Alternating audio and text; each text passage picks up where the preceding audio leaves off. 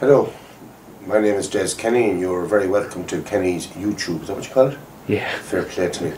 As you can see, I love technology, but anyway, we're going to bring this up probably once a month, maybe more often if the need arises. And basically speaking, what it's going to be is going to be a way of me talking to you about books that have come in, bits and pieces here and there, depending of course on your comments back, and they are all very welcome, I might add. So basically speaking, what I'm going to speak about here is a couple of books that this year have really caught my eye for a variety of reasons. I'm going to leave out the Colin McCann book because that already has had its bit of publicity. It's a terrific book and well worth reading, but I think that you will probably all know enough about that at this stage. Anyway, the first book I want to pick up is by a guy called Michael J. Farrell. Now, Michael Farrell is 75 years of age, 74 years of age at that stage. And this really is his first book of short stories, Life in the Universe. That's Life in the Universe. He's well known to literature insofar as he did edit two very important journals in Ireland at the early 70s coming from the north. And they were, to a larger degree, one of the very few cultural platforms that people had. They've done an anthology of that called Creative Commotions, which is a terrific book if you want to get a feel of the cultural atmosphere that existed in Ireland in the late 60s or early 70s, and includes such people as Seamus Heaney, Michael McClarty, etc. But that's not what I'm here to talk about. I'm here to talk about his book of short stories, Life in the Universe, which really is about getting old, but getting old with a tremendous sense of humour. The underlacing humour that's in these books has got to be read to be believed, and there's a lovely feeling of, you know, hey, I might be 74 years of age, but I can still crack a whip. There's a terrific underlying humour, well worth reading and enjoy. I was about halfway through it when I discovered what he was really at in it, and I think that this will probably happen for each one of you in a different way. Again, a book I came tremendously with is Life in the Universe.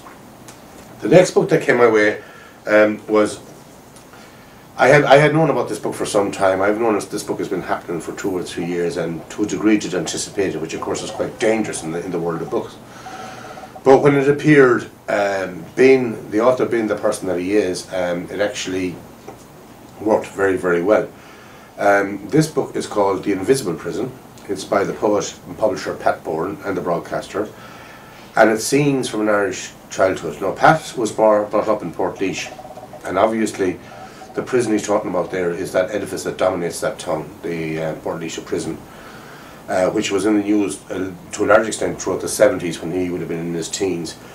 But the actual funny thing about this book is that it's not about the prison at all. And as I said in a review I did of it, it's an extraordinary tale of an ordinary childhood. Well worth reading, because it's not the prison he's talking about, but it's the effect and the importance of childhood and how we revert to it as adults and what it means to us as we grow old.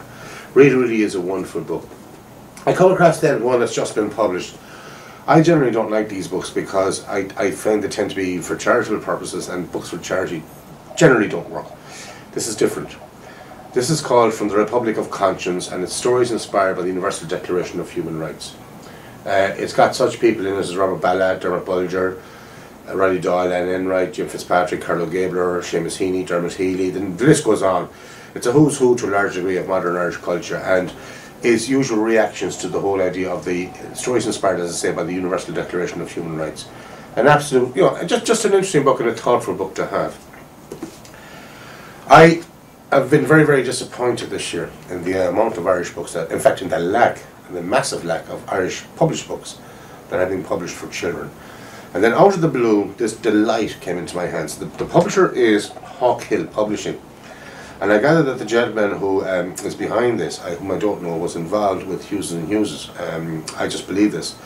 This is a re-editing, if you like, of the collection of stories that were collected by Douglas Hyde and published in that collection called Beside the Fire. Now, this is called The Ancient Folk Tales of Ireland. And if you look at that, if you can really see this, I don't know if you can or not, but if you can see this cover, you will see the glee and the happiness and the fun that's in that particular illustration. The stories are edited down for children, but believe you me, I think this is the book I'm going to be opening on Christmas, because it's full of fun, it's full of genuine folk tales, told in a lovely script and everything and all that. And it really is, for once, we have done a decent thing by our kids in this country with this wonderful book. It really is terrific. And then I come to the book that really wowed me, and this is, for my money, the book of the year. Curiously, it's not Irish. But what it did for me is when I came across it and how I came across it, it became part of what I call the book buying experience. Now, this is something that you can't get in the internet. This is something you can only get in the bookshop. Where when you walk into the shop and you're walking down and suddenly you stop in front of something and you see something in front of you that just absolutely almost explodes in your brain. You want to touch that book, you want to take it out, feel it and look at it. And that happened when I got this book, The Collected Stories of Arthur Miller. Arthur Miller, as you know, is a playwright. I've never seen his plays. I actually have never read the plays. He was married to Marilyn Monroe. I would suggest, well, that's fine by him. I have no problem with that either.